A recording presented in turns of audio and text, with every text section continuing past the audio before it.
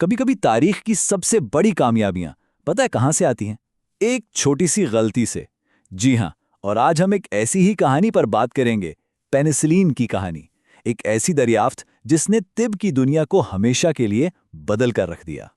जरा एक लम्हे के लिए सोचें। एक ऐसी दुनिया जहां बैक्टीरिया से होने वाला कोई भी इन्फेक्शन लाइलाज हो, जहां एक छोटा सा जख्म भी जानलेवा साबित हो सकता हो।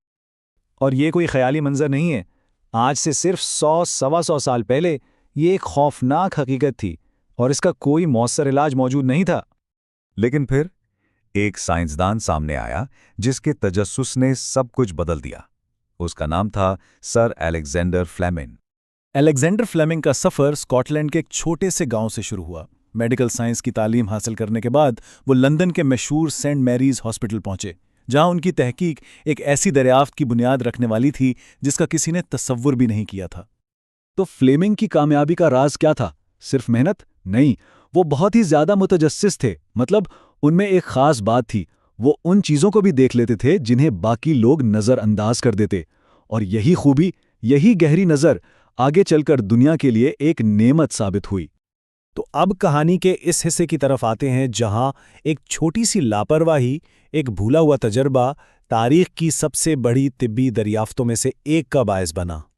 साल था 1928। जगह थी लंदन के सेंट मैरीज अस्पताल की एक आम सी बेतरतीब लैब। पहली नज़र में ये कोई ख़ास जगह नहीं लगती थी, लेकिन यहीं कुछ गैर मामूली होने वाला था। फ्लेमिंग उस वक्त स्टेफिलोकोकस नामी एक खतरनाक बैक्टीरिया पर तहकीक कर रहे थे। ये वही जरासीम है जो मामूली जिल्द के इन्फेक्शन से लेकर निमोनिया जैसी जानलेवा बीमारियों का सबब बनता है। और इस दौर में ये एक बहुत बड़ा कातिल था। हुआ कुछ यूं कि फ्लेमिंग छुट्टियों से अपनी लैब में वापस आए तो उनकी नज़र बैक्टीरिया से भरी कुछ प्लेटों पर पड़ी जिन्हें वो वहीं छोड़ गए थे। लेकिन उनमें से एक प्लेट वो बाकियों से बिल्कुल मुख्तलिफ थी। इस गैर मामूली चीज को देखकर उनका तजस्सुस फौरन जाग उठा। अब देखें, कोई और होता तो शायद इसे एक खराब तजुर्बा समझकर फेंक देता, है ना? लेकिन फ्लेमिंग ने रुक कर सोचा, ये तो अजीब बात है। उन्होंने देखा कि एक फफूंदी, जिसे पेनिसिलियम नोटाटम कहते हैं, उस प्लेट में उगाई थी। और सबसे कमाल की बात क्या थी कि उस फफूंदी के चारों तरफ जितने भी वो खतरनाक स्टेफिलोकोकस बैक्टीरिया थे, वो सब के सब मर चुके थे। तो दरियाफ्त तो हो गई, लेकिन एक लैब में मौजूद फफूंदी से करोड़ों इंसानों के लिए दवा बनाने का सफर, वो अभी बाकी था। फ्लेमिंग समझ गए थे कि उन्होंने नादानिस्ता तौर पर दुनिया की पहली हकीकी एंटीबायोटिक दरियाफ्त कर ली है। उन्होंने इस ताकतवर मादे को उसी फफूंदी के नाम पर पेनिसिलिन का नाम दिया। लेकिन असल सवाल ये था, एक पीट्री डिश में मौजूद फफूंदी को लाखों लोगों के लिए दवा की शक्ल कैसे दी जाए? फ्लेमिंग ने दरियाफ्त तो कर ली थी, मगर उससे दवा को अलग करना और फिर उससे बड़े पैमाने पर तैयार करना एक बहुत बड़ा चैलेंज था। और इस चैलेंज को पूरा किया दो और साइंसदानों ने, हार्वर्ड फ्लोरी और अर्नेस्ट बोरिस चेन। तो देखें, इसको ऐसे समझें कि फ्लेमिंग वो थे जिन्होंने खजाना ढूंढा, लेकिन फ्लोरी और चेन ने उस खजाने को निकालकर साफ करके एक ऐसी काबिले इस्तेमाल दवा की शक्ल दी जिसे लाखों करोड़ों लोगों तक पहुंचाया जा सके।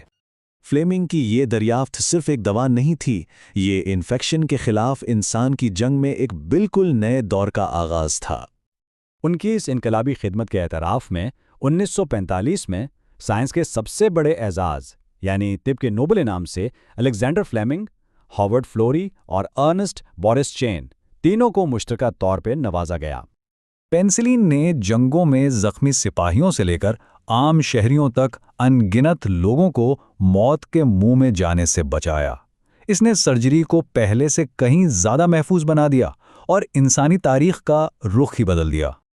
और इसीलिए आज अलेक्जेंडर फ्लेमिंग को जदीद एंटीबायोटिक्स का मेमार माना जाता है। उनकी मिरास एक ऐसी दुनिया की शक्ल में जिंदा है जहां बैक्टीरियल इन्फेक्शन अब वो मौत की सजा नहीं रहे जो कभी हुआ करते थे। फ्लेमिंग की कहानी हमें एक बहुत अहम बात याद दिलाती है कि अजीम दरियाफ्तें अक्सर वहां छुपी होती हैं जहां कोई देखने की तवक्को नहीं करता। तो सवाल यह है कि अगली पेनिसिलिन, अगली जिंदगी बचाने वाली दरियाफ्त आज हमारी नज़रों के सामने कहाँ मौजूद है? बस हमारे देखने की मुंतज़िर है।